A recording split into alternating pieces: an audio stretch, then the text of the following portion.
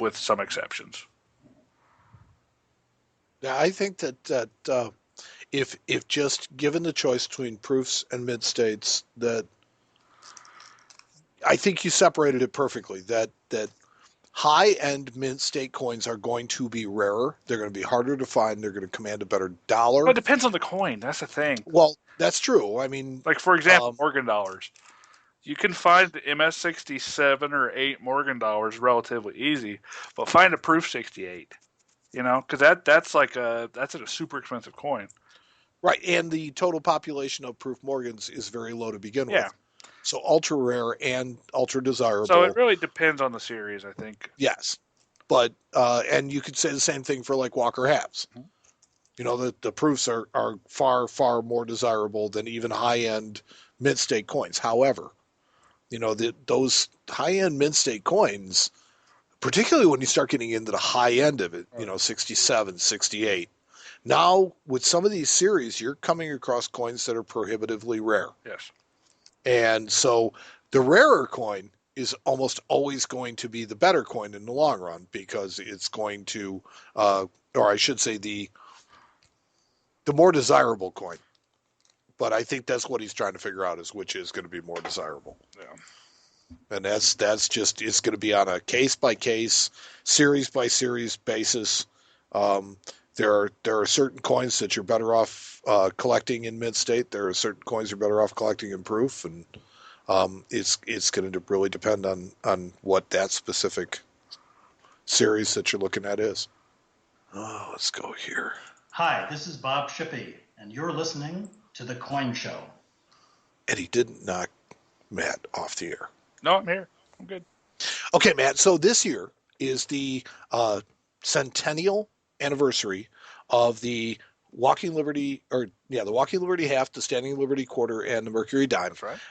And the U.S. Mint, to commemorate this, is coming out with gold versions of each of those three coins. Which we have discussed in depth. We have discussed in depth, particularly the dimes ad nauseum. Coming up next in the series, yes. Coming up next in the series, though, is the Standing Liberty quarter, which you and I have gotten a chance to preview. Mm-hmm. And I think our opinions are both very high of the coin. Yep. I like it.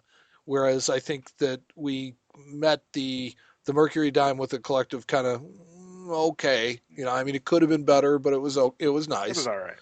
Right. This one, I think we're a little bit more in favor of. It was like Fast and Furious 3. It was just okay. Yeah. Yeah. And so, we wanted to talk about, something that we haven't talked about yet. And probably one of the, well, I mean, if non-dollar series, okay, so we're throwing out the Sacagaweas and the Golden Dollars and the Susan B's. For a normal circulating coin, probably the shortest lived series in U.S. coin history. Yeah. Well, for a modern coin, definitely Standing Liberty quarter. Mm-hmm. And I couldn't believe it when you said that we hadn't talked about these. I know. I was sick. I literally threw up. I threw up a little in my mouth. I did. Yeah, so Standing Liberty quarters are a really cool subject, and they are really super, super collectible. They are considered one of the premier, coin series because of the art of their design. And in the short-lived series that they were, I mean, they started in 1916 and they were done by 1930. So, 15 years in the hopper, and they went through 3 hub changes. Yeah. There's lots of interest around this coin, and there's lots of interesting stories if you really kind of want to read up on it. Yeah, I mean the coin itself is beautiful, though. Yes, it's one of my favorites. Now, have you ever seen the original design? I believe I have. It's been a while, but I believe so. Yeah, it's relatively similar. Yeah, you're talking about like the plaster casts. Yeah, I'm talking about the one that has the dolphins. Oh, the pattern. Yeah, at his feet. Yeah. This was her feet. Basically what. Well, yes, at Liberty's feet. You're right. Basically, I was doing some reading on this in prep for this segment, and the way it turned out is that Herman McNeil and Adolf Weinman submitted their designs for the coins and asked for an opportunity to refine them, and they were given permission. And actually, what was originally produced by the Mint is closer to what McNeil originally submitted versus what he revised. What he revised ended up being the design with the dolphins Mm-hmm. and the beading, the classic beading that goes around the outside of the coin. He got rid of that. He made Liberty smaller in design. Mm-hmm. The shield was a bit different. I think the reverse, they went right with the reverse, though, straight off. Yeah, no, the reverse was pretty well straight, and was really only changed in the 1970 or 1917 hub change.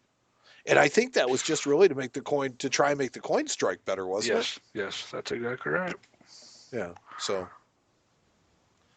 it's like Standing Liberty quarters are really, really, they're cool to collect, particularly the early coins in the series. Oh, One those of are the my other favorites. One of the other things I thought was really, really cool about Standing Libs is that one of the most valuable coins is the 1921. Mm-hmm. And there is only one coin that has the last digit 1. Yep. And it makes identifying that 1921 easier. Yep. Even in low grade, you can still pick them out. That's exactly Well, yeah, because the pediment, not to be confused with a speech impediment, the pediment, which is what Liberty is standing on, is like the step. They put the date on the pediment, which made it the highest point on the coin. You know, it's like the Buffalo nickel. 3 years before this, they put out the Buffalo nickel, and it had the same problem with a high date. Mm-hmm. And it's like you wonder if they weren't thinking about this, if they just didn't care about it. Well, they probably hadn't considered it, considering that they hadn't seen enough time go by to have these coins wear to the point where the date was gone. So, And I guess it would take longer on the nickels. yeah, I mean, Because nickel. on the silver ones, it became obvious pretty quick. Yeah, nickel's a pretty heavy duty metal, so Yeah. So that's probably why. Yeah. But so Standing Liberty quarters were something that we thought were interesting and worthy of covering. So, Matt, Yes, sir. I know a story of somebody who was looking through a coin dealer's junk box, Mm-hmm. and simply through looking at the curve in the gown, Mm-hmm. was able to identify a 1916 Standing Liberty quarter You can do it. in a junk box. Mm-hmm. Dateless. Yeah, dateless, Yes. and bought it for I think he bought it for 50 cents. Yeah. And it was like an $800 coin. Yeah, that you can definitely do it. There are some definite design changes between the 16 and the 17. The bottom curl of the robe is one of them. Also, the beading around the top of the head is slightly different on a 16. And also how the hand is posed, I believe, is slightly different as well on the 1916. Yeah. And all of those things are things that experts will key in on to try and determine from one to the other. Yeah, and you can do it. I've seen it done many times. I've seen people do it off of pictures on eBay before, which is kind of hard, but it's definitely doable. And it's a really happy day when it happens. Well, yeah, I mean, they only made 52,000 of these 1916s, so they definitely are not easy coins to come up with. And you know that the story on releasing the 1916 was that even though it was a pattern and it was already into 1917 when they were released, they felt that they wanted to release the coin in 1916. That was the aim of the whole program.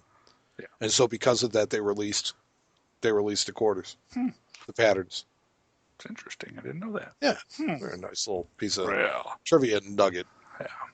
Well, and as they kind of the first few years went by, they did definitely, especially 1917, we see a lot of different types, a lot of different varieties.